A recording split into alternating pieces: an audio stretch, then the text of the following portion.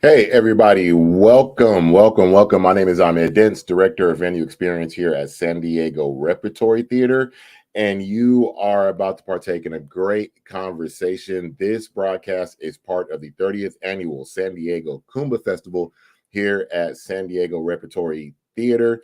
The theme of this year's Kuumba Festival is Black to If. In case any of you do not know what Kuumba Festival is, Kuumba stands is Swahili for creativity, and Kuumba Fest brings together all kinds of local community leaders, local performers, celebrities of all ages, from gospel to hip hop, theater to dance. Kuumba Festival presents a wide showcase of arts that celebrate Black culture in all of its variety. And again, this is the 30th year of the San Diego Kuumba Festival here at San Diego Repertory Theater as we are winding down with the final weekend of Black History Month. And even though this is the last day of the festival, there is still time to come on down to the theater and celebrate. At 2 o'clock, there will be a hot gospel play. And then tonight at 6 p.m. here at the theater in the Lyceum stage, there will be a gospel extravaganza brought to you by Mandate Records. You can still come on down, grab tickets, come celebrate with us, and close out the weekend here at San Diego Repertory Theater. Just visit sdrep.org or come on down to San Diego Repertory Theater here in Horton Plaza. Please make sure you visit our website and make sure you grab a hold of our COVID-19 policies. I'll let you know what they are right now.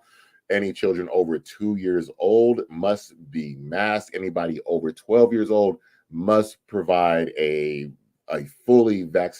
vaccination card showing that you are fully vaccinated or a negative PCR test within the last 72 hours. So I just want to make sure you know all that before you come down. If you don't have that, again, come on down and celebrate with us. sdrep.org/Kuumba. And I will give you a preview of what that looks like if you're on your computer trying to navigate to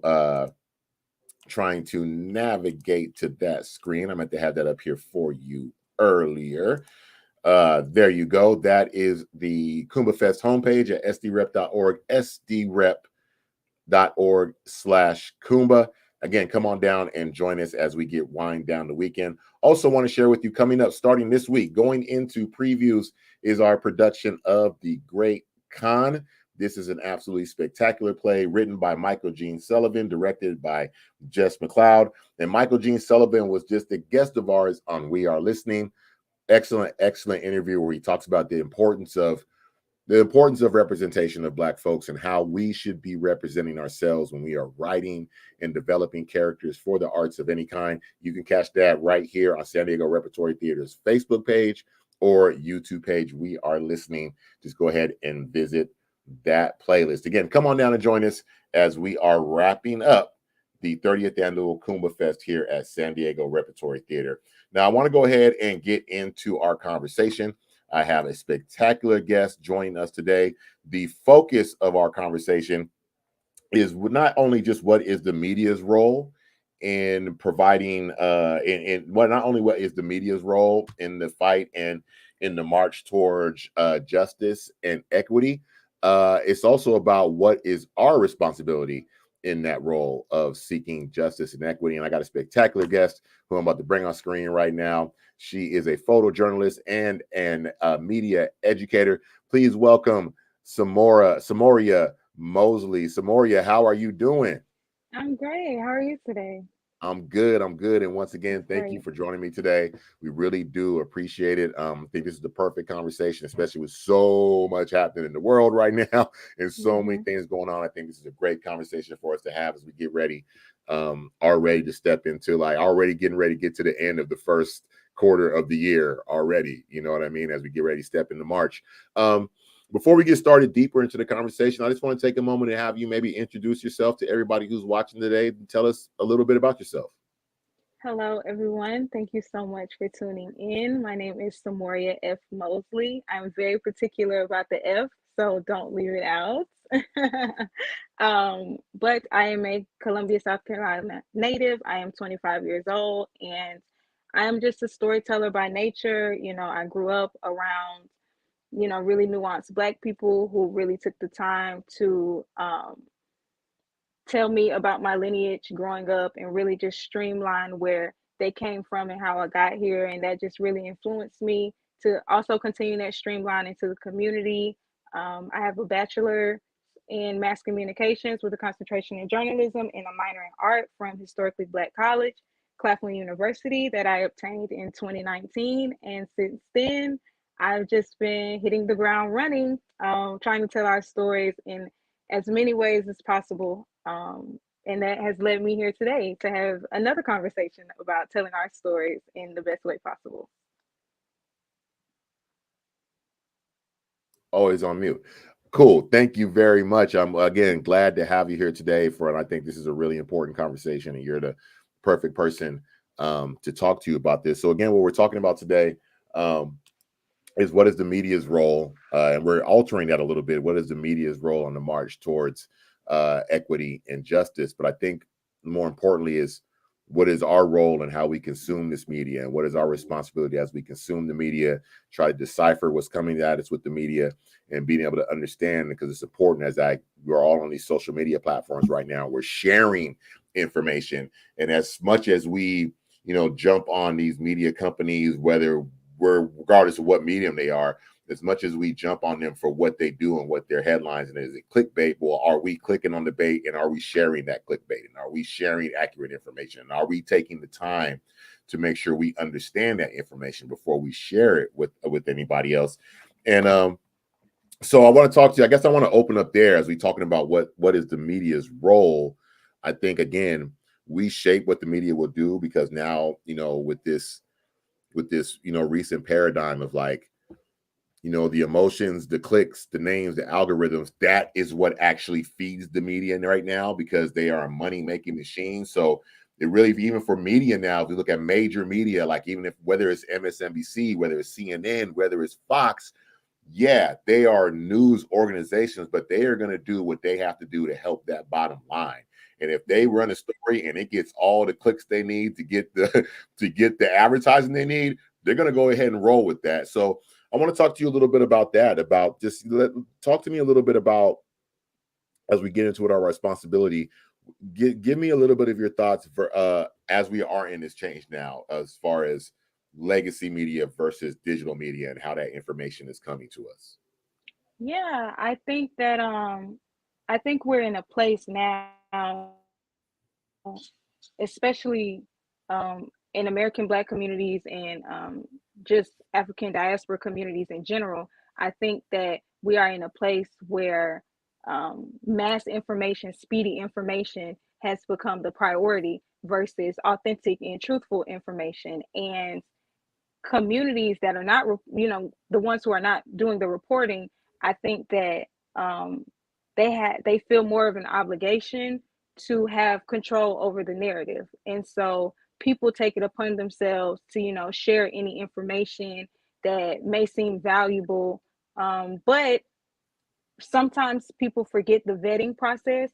So who's actually telling you about you? Who's telling you what's going on in your community? Have they actually been there? Do you ever see them around? Have you ever seen them report on your community um, really intense situations?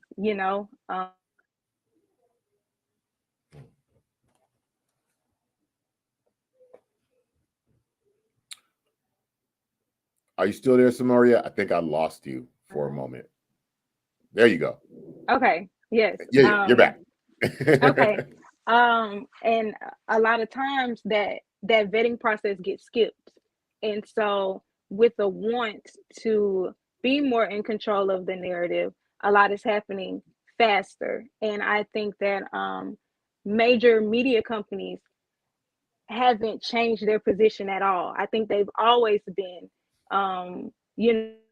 those companies to say what they want to say, without it being a direct reflection, or always being that direct reflection of what's actually happening. So I think that community members could definitely start with supporting more local journalism, supporting those small publications that you've known to be in your community for 40 or 50 years, that say things like buy our papers, because we're struggling to keep the lights on and to keep things getting published. And those are the people that are really telling you what's happening. So um, again, with social media being so new versus those more traditional platforms like print, like radio, like broadcast, now the reader or the viewer sees the in between. So before, when news was breaking, the newsroom would always be crazy. Information was always changing, redactions would happen, or, if you broke something on the radio and you got new information, you'd stop your broadcast and report the new information. Now everyone sees the in between that happens where the information is changing. And so that kind of leads to a feeling of mistrust, I would say, with the community, because they haven't been exposed to that. So when the narrative is changing, people feel like, especially coming from smaller reporters, that they may not know what they are talking about. So they tend to rely on those major media companies. And again, when the major media companies' bottom line is to just get your attention, there becomes this thing where the media is not here for us. And I feel like that is a narrative that it's two sides to that coin. And again, I think the vetting process is very important. Just knowing who are you getting this information from? Like, who are you deciding to trust, and who are you deciding to share this information from? And then knowing that there's different types of news. When you're a standard news reporter, you only report the facts. But you have opinion reporters, you have editorial reporters, you have reporters who take the time to tell you how they really feel, and that's the position that they're coming from. And so social media has blurred that line, like we were kind of talking about earlier. Social media has blurred the space between what's factual news and what's opinionated news. And again, because communities have never been in that space of where both exist, they're just getting bombarded with so much information that now you never know what's getting the most shares, and it tends to usually be the information that's not the most authentic. So Mm. mhm.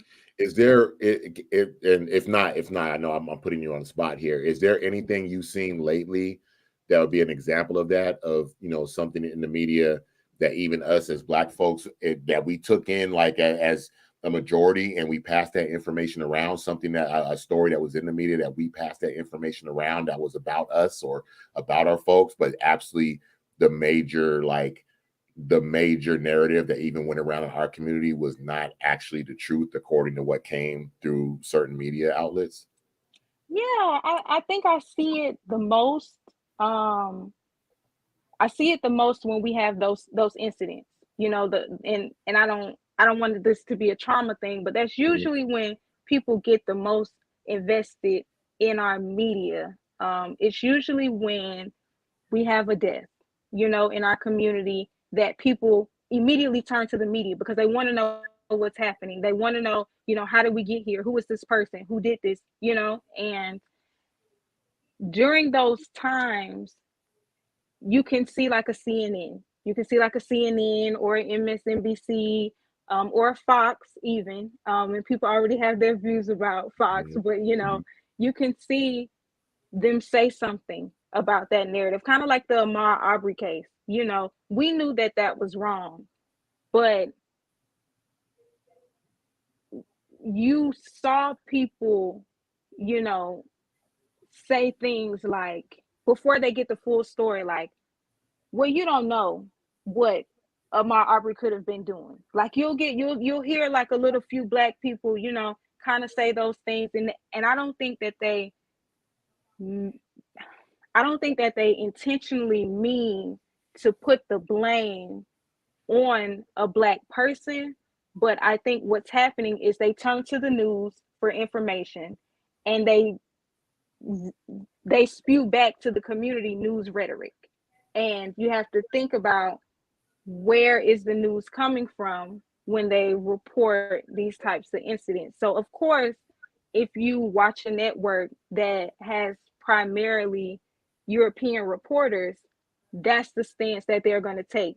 in the beginning. We've seen it time and time again. Now, I'm not going to say it always happens, but we've seen it repeatedly. And you could kind of see that thing also with like when Trayvon Martin happened. I remember hearing Black people say things, well, he shouldn't have been out Hmm. in the middle of the night, you know, Right. and that's not an internal Black thing when you think about it. Like if you Right. really sit down and digest what just happened, there really shouldn't be a space where you say he shouldn't have been, because it's a hate crime, you know, like Right. somebody took the time to go out of their way to harm a young Black boy, and now you have members of the Black community kind of spewing back out what these people are saying on these larger networks. And I think that just goes back to the vetting process. Who are these people that are reporting on us? And do you see them report on us outside of traumatic situations? And I think that in itself just makes a world of difference when it comes down to who you trust with your news. Does that make sense? That makes Okay. that makes perfect sense to me. Okay. It makes perfect sense. There's something you touched on. I want to ask your opinion about, because I think there's something I think people really need to like. We know what we know what Fox News has traditionally been, right? Like we understand that. We also understand what Fox News was during the Trump presidency. But there's something you touched on as we're talking about the media. I think with what Fox News is and what they've become, I think, in my opinion, that almost makes us take our eyes off of MSNBC and CNN a little bit. And we kind of like, oh, well, Fox News is just, they're all the lies, they're all the false narrative, they're all, you can't trust them at all. Everybody else you can Hmm. watch, everyone else will give you the right story. Can you give me your opinion a little bit about, because Fox News has become such of this polarizing symbol, do you think that takes our attention off of the also false narratives that come from MSNBC and CNN and some of the other, like, right behind them major broadcasting corporations as well? Yeah, I think that's a definite. And I think that's again something that comes from social media. So a lot of times, or from what I've seen, you know, I can't speak for everyone, but from what I've observed, if it sounds good enough, kind of like if it walks like a duck, quack like a duck, it's a duck. If it sounds good enough, it's it's entertaining. It's kind of a different opinion, but not too different to kind of rub you the wrong way. You'll see a mass of people kind of gravitate towards it and say, I don't really have anything to go against that. So I think I agree with it. Even if I don't necessarily agree with it, I think Right. I agree with it. And so, especially during Trump's presidency, a lot of people saw Fox for what they were, even though Fox had been who they were for a very Right. long time. You know, Right. people finally saw that, and then they just kind of, like you said, they just wrote them off forever, and it just put these other media outlets in this like, oh, they're not Fox, but you know, and then it boils down to, okay, well, are you really watching the news, or are you getting secondhand reporting? A lot of people do get secondhand reporting, which means I watch the news and then I made a status about the news, and now Mhm. everyone takes my status about the news as the news. And so, you know, and like you were saying earlier about like the clickbait, a lot of people will react to a headline and not read the article, but the point of the headline was to get you to read the article. But because social media moves so fast, it seems as though people don't have the attention span to read the article. So if they don't really catch you too quick, it's just gonna like go back into this loop of your timeline until, let's say, someone like you or me comes along and condenses that article to about 50 words. If you can Mm. condense it to a tweet, then they got what you said. And so a lot of people are relying on randoms to tell them what's going on in the world versus kind of diving deeper into that. So back to your point, yes, Fox is now in um this back pocket of never being a trusted source for Black people. But I don't think that, again, the vetting process is happening for those other media outlets as well. So And I love what you're saying about the headline, because what is blatantly done now is there's a headline, and then mhm, even if you go on to read the article, you might read the first paragraph, you might read the second paragraph, it might be somewhere down like in the seventh or eighth paragraph that they drop the bomb on you that the story is nothing what they actually put the head, like you get down to the seventh paragraph and they'll write something that was like, oh, that totally contradicts what the headline, like that totally contradicted what the headline was. And I think mhm, that's what you're touching on is so important, that like if we're going to take the time to, before you share the article, read the article, like read the article. That headline might not even be true. That was just to get you to read the article. And like I said, down in paragraph 7 or 8, they'd be like, oh yeah, the headline, don't worry about that. That's mhm, not really the story, you know, at mhm, all. mhm. Um, Yeah. I know you have been a media educator. Could you, for people who are watching right now, who, could you, do you have anything, like, because everything is learned behavior, everything is Right. education, everything that we do, even how we work, how we move. Do you have any tools for people who are online right now and are seeing the world as kind of topsy turvy, and things as they walk out the house don't line up with what they're seeing? Do you have any tools that people can use as they're going down their Instagram feed, their Facebook feed, that Twitter feed, which can be, Mhm. whoa, like Twitter? You gotta be on your P's and Yeah. Q's to be on Twitter. Is a dangerous spot. You gotta really be on. You gotta be in your Yeah. right mind to be on Twitter. Are there any tools that we can pass along to people, to our folks, about how we take and how we take in this information, what to look out for, and how we take it in and be careful of what we share? Yeah, yeah. I think that the first the first thing is definitely comprehension. I feel like comprehension gets lost amongst us. I feel like a lot of people will read something and they're not too sure about what they read, but they've still formed an opinion about it.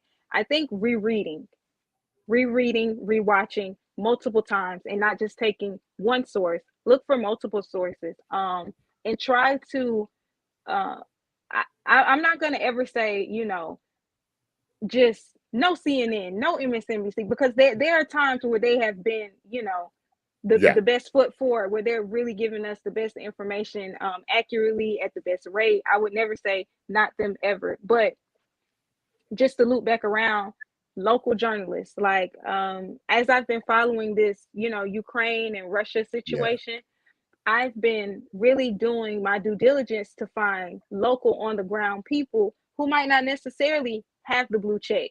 They might not necessarily have all of the right. followers and all of the comments. Because I'm one of those people, like I am a Mhm. journalist who spends the time to do the boots on the ground work, to go out in the communities, but no one's giving me the blue check. Not saying that, I'm asking for it, but those are the people that you can get more authentic journalism from. If you're looking Yeah, for that raw thing where you feel like, you don't necessarily trust the huge media companies. I mean, I get that. Historically, I do get that. So one is doing your due diligence, that comprehension, and reading and watching over and over again, and following, because a lot of people will read one thing and then they just leave it at that.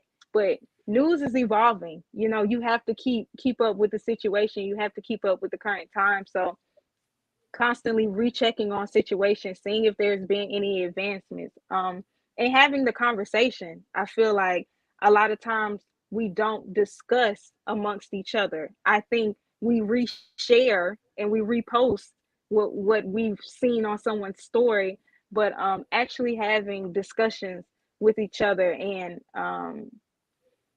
knowing the point of media, understanding the point of reporting. And also, this is a big one. I really hope I don't step on anyone's toes, but step on them, step on them. getting away from our emotions. I feel like the Black community is easily triggered sometimes. And so when we do read information, if it makes us feel bad, we hate it. But reporting is reporting. And a lot of people have different views. Again, where are you getting your news from? Like you can't really expect certain news entities to say everything right for Black people. You know, Right. it's not going to be that. And so sometimes when they don't do that, emotions get in the way, and then, oh, this doesn't matter anymore, and the reporting gets a backseat to how we feel. And I feel like once we feel like we're not seen, it just brings back so many other emotions. Kind of like, again, like those traumatic situations I was talking about earlier. When you see another incident, now you're outraged all over again for the 100 years of incidents, you know? And so Yeah. I think controlling our emotions when it comes to getting information and treating information as information will definitely let us see more clearly what we're looking at and be able to dissect, like, okay, is this news or is this opinion? And I think when we can clear or make that line a little bit more bolder, Hmm. then we'll really start to, get the information that we need. So Right. Right. yeah. I want to ask you a question, especially being a boots on the ground journalist, because this is huge. I feel when it comes to Black folks, and I even on a lot of news channels, whether it's Fox, CNN, NBC, we see a lot of Black anchors. We see a lot of Mm-hmm. Black faces up on those little boxes. Like we're in these boxes right now. We see faces up in those boxes. But I think what we don't pay attention to is, like you were saying, how many independent Black journalists are out there doing their thing. Like I forget the brother's name, but there's a brother over in Ukraine right now that I think I saw him on. I might have saw him on Roland Martin, or he might have been on with Karen Hunter. I can't remember, but this brother is over in Ukraine in the thick of it. And I don't think people understand how many Black people are in the region, working in the Mm-hmm. region, living in the region. I was just watching a video yesterday about how many Nigerians were trying to get out of the Yes. region, trying to get on trains and trying Yes. to get out of the region. And I follow Greg Carr, chair of Africana Studies at Howard University a lot. And he always says that quote when we talk about when there's things in media and the country's like we. He's always like, well, who exactly is we? Because we is Who is subjective, we? right? Yes. Who is Yes. we? And right Yes. now, the major media is not letting you know about all those other ethnicities that are over in that region, living in danger, trying to get out, trying to report, trying to do this. Can you talk to me a Mm-hmm. little bit about that, how important it is for us to make sure we're trying to follow and support independent journalists like yourself, who are those boots on the ground trying to bring us those real stories? Yes. And I'm with you on that. I had no idea. I mean, Black people are in Europe. That Right. population is relatively small, but Ukraine, I would have never thought. And um, because of Twitter, again, and again, these outlets, it's just two sides to the coin. Like, they can be great, but they can also not be great. And that's when you just have to do that vetting process that I just will always reiterate. The hashtag that I hope people are following, if you're not following Africans in Ukraine, it's on Twitter. If you click that hashtag, you see even local people who are not journalists having their phones out, telling you what's going on, showing you how they're being treated. Like they were trying to get on the trains, they're making sure that they're not getting on the trains.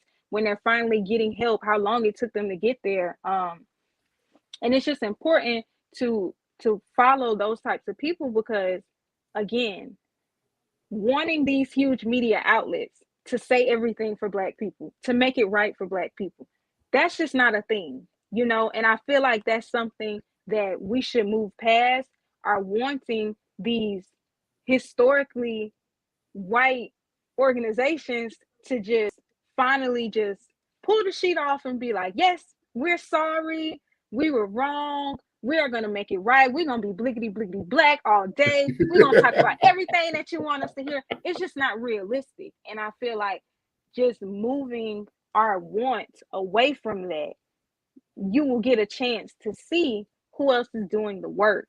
And again, just redefining what your trust in media is, redefining what those people look like that you trust in media. Again, they don't have to have the blue check, they don't have to have the a Right. million comments, they don't have to have all of the engagement in the world, because again, you're playing with an algorithm. Okay, so that's the other big part of social media is the metrics are changing, the algorithm changes when we don't know it. It seems like every day now, and everyone knows that when you start to get a little radical, or when you start to talk Mm, about the communities that have been historically erased, you know, that's not going to get to the top of your popular page. It's always right. going to be, you know, our rappers, our athletes. It's always going to be, you know, our celebrities. Um, and again, just moving away from the want that these platforms are just gonna, you know, do a whole 180 for us. It's just not happening. So again, paying attention, it's just really important to pay attention to those people um, who are doing it. And if they only have one like, be in control of getting them 10 likes. You know, Right. like if you believe it, and it sounds good to you, because that's ultimately what it boils down to. If you strip away CNN's name, you are listening to people who you haven't met, and they're telling you what's going on, and you believe them. So just strip away anything that you feel like is associated with me, and take the information for the information. And um, I'm not going to say that just because it comes from someone that looks like you, that it's the best information, but it's a start. It's definitely a Right. start, and I think that we should start there always, and just do the research and pay attention. You know, pay attention and Yeah. streamline it. Yeah. Yeah. Yeah. That makes perfect sense. Perfect sense. As we get ready to kind of wind down our time here, we were talking a little bit before we came on live, and you were talking to me about a project that you were doing called Blank While Black. And I want you to just, if you could, take a minute and talk to the folks about that project, kind of give us a little run through of what it was and what inspired you to do it. Yeah. So again, I am a Columbia, South Carolina native. When I moved to San Diego, the culture shock was insane. Okay, like Columbia is, the black population is 45% black. And when I got to San Diego, it's like 6 to 7%. So that was just very jarring for me. I didn't understand it. And when I would walk around, you know, and try and introduce myself to the black people, and this is when I first got there. So of course, you know, I was just trying to integrate myself into the community, but it felt a little different. You know, I wasn't always getting the international black what's up nod, like when I would Right. speak to people. You know, I wasn't getting that. Everyone seemed a little more reserved, and I was Right. like, you know, is it me? Did I say something? And so when I started to meet more black people, we would just talk about the black experience, because as a storyteller, you know, that's just kind of how I get to know people, by asking them about their experience. And some of the things I was hearing, I was like, I have never experienced anything like this. And then I started to think about, well, how many black kids are in the classroom? Like, how many seats do they share with each other? Because I moved there to be a media educator. So, you know, I was noticing I didn't have that many black students. And when I did have some black students, they would look at me like, oh my goodness, like a black person is in my classroom. And you know, San Diego has black teachers. I'm not gonna say that they don't, but I just started seeing that the identity was different. Black identity was kind of crafted differently. How they felt about it was differently. How they embraced it, and um, I just kind of wanted to dive deeper into that. What does it mean to be black here? How do you even formulate that? And when I would hear black people in San Diego long for places like Atlanta, or long to go to HBCUs, it was like, oh wow, you want to be around more black people. You want to be in that blackness that you see on TV, kinda. But it's different here because you're surrounded by so many people who don't look like you, that kind of gets overshadowed. And I'm not gonna say, you know, that San Diego doesn't have that. Like, you have Kuumba Fest, like you have a really rich black community. When I Hmm. did the research, like very, very. pioneering Black people have come from San Diego's community. I mean, it's been documented well. I mean, I went down the rabbit hole. Great, great things from San Diego. So I was, wondering how could so many great things come from here and it still just be this kind of question mark a little bit for Mhm. Black people. So I just, I like I said, I went down that rabbit hole and I took that as my end to really get to know the community. And I started just doing all of these interviews and I wanted to see what people's what people had to say about routine discrimination, right? Because a lot of times people like to talk about race or discrimination when those big things happen. Like we're marching, we're Mhm. protesting, someone died, but what about daily? When you're just going to get something to eat, or when you're going to your doctor's office, or when you're raising your child, to be in a city where you're outnumbered, really. Yeah. And you kind of have to, these are the people who rule your institutions, that rule your doctor's office and your child's, they're the principal of your child's school. And, you know, where do you fit in? Because we're ignored on a grand scale globally. So I could only imagine how ignored you are in a city to be that outnumbered. And I was surprised to hear people articulate it so well, but I probably shouldn't have been because they live it every day. And it was just very eye opening. And if anyone would like to view that, you can go to socialjusticereportingproject.com. That was a great project that was hosted by the San Diego Union Tribune, where they picked 6 journalists to dive deep into diverse community problems. And it's comprised of 5 other journalists who did really cool projects. You should also take a look at those as well. 2 of us were Black, so there is another Black project by Savannah Hayes about colorism, which is very, very good. You should read it. But yeah. That was a huge project for me. And you know, well, actually, I won't spoil it. You should go read it. You should go read it. You should go read it. um, Ms. Moria, I think we're going to get ready to wrap things up. I really want to thank you for joining us today. I think this was the perfect conversation to have. And as we, we've never met before this conversation today, but you being a media educator and photojournalist, and me being a media file and former radio host who really understands. Like, I try to tell people, like, I think it's just as simple as turning their TV on or turning their social media feed on. And I try to get people to understand, like, no, look, I worked in this business for 15 years. There are tricks to this. There are tools to get you to listen. There are tools to get things to be repeated in your head every day.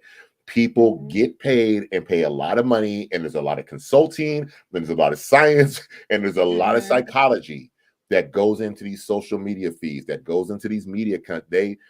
They outmatch us as Mm-hmm. far as knowing what our brains do. They outmatch us as far as knowing what our behavior.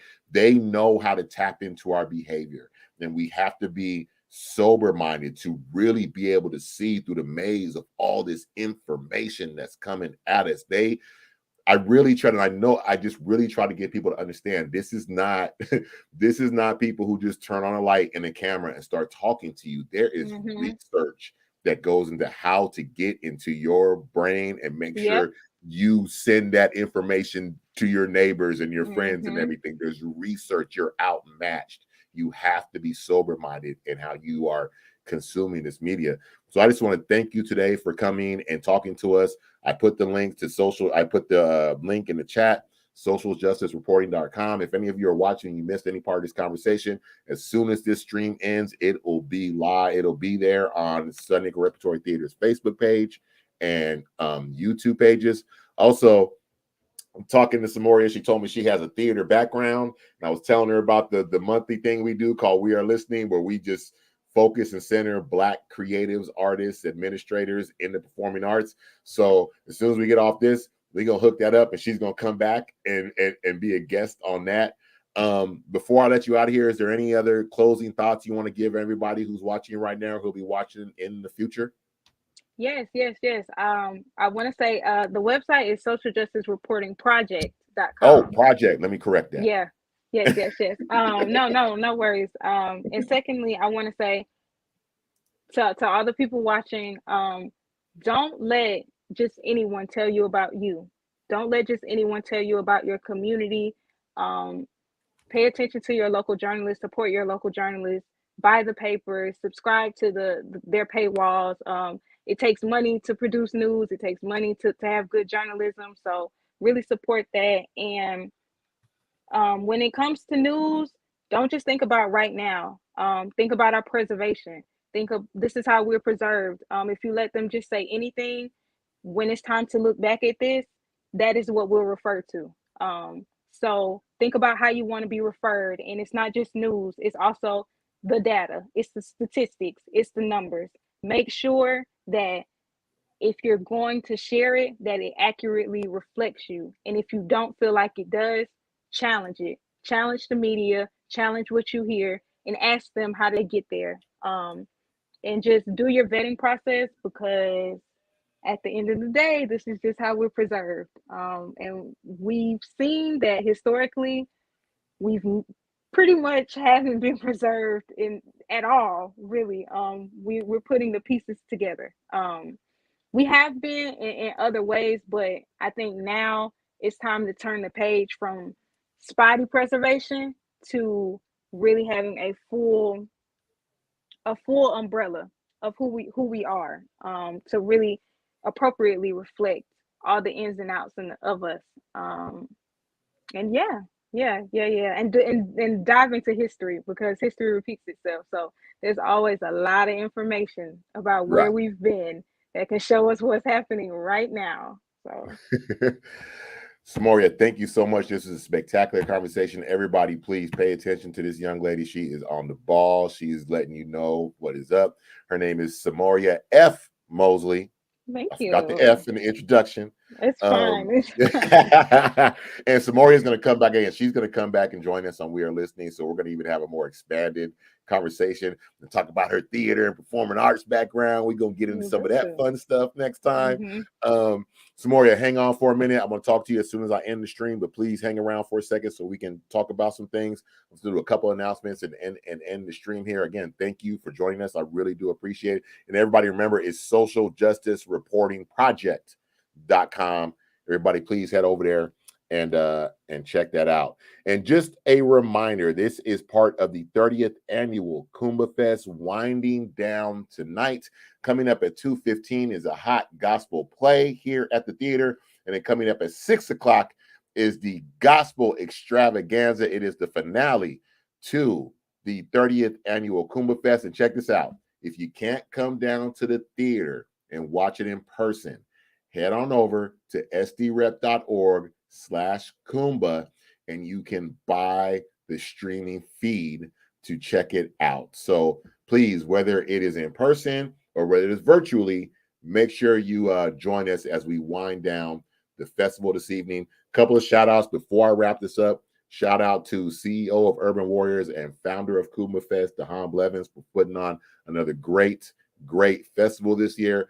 I want to give a shout out to all the vendors that are here. Yeah, we got vendors in the house. And for those of you who are in the lobby right now watching this, please get upstairs and spend some money and support these vendors who are here sharing our culture, our literature, and everything. Get up there, spend some money, do it. I'm spending money, you spend money. That's the way we do this thing.